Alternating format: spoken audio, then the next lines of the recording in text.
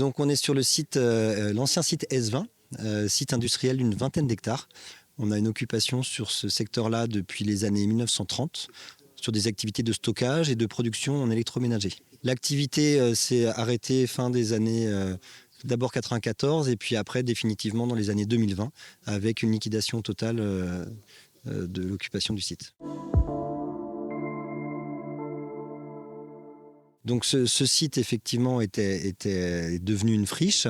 Il y a un promoteur nantais, la société LSH, qui s'est positionné dessus pour réaménager l'intégralité du site. En lien avec La Roche-sur-Yon agglomération, ça a été vu comme une belle opportunité de pouvoir retrouver une zone d'aménagement de 20 hectares juste à proximité de l'aéroport et pour avoir des nouveaux terrains destinés aux entreprises.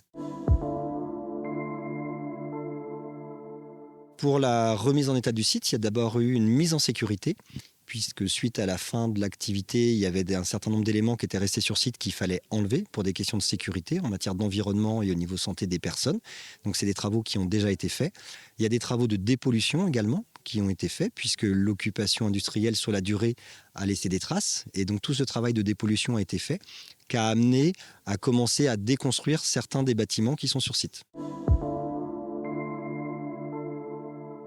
C'est un travail de dépollution où les terres et les bétons qui étaient les plus pollués sont partis de manière assez classique en décharge.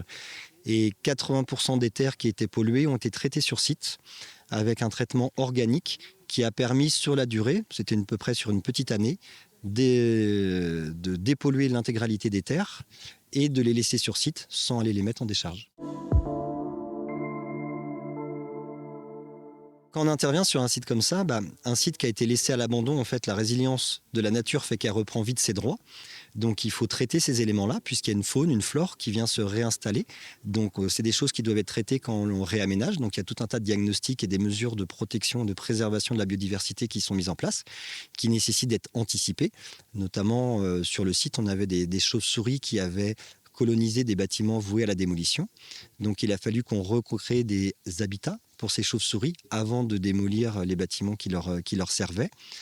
Et puis c'est un site aussi qui parfois peut être utilisé, on va dire, par des occupants, notamment qui sert pour les gens du voyage.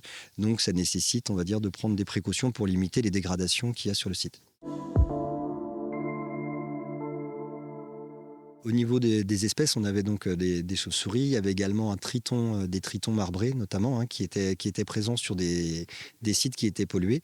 Donc on a dû mettre en place toute une procédure pour récupérer les individus avant de faire tous les travaux de dépollution du site.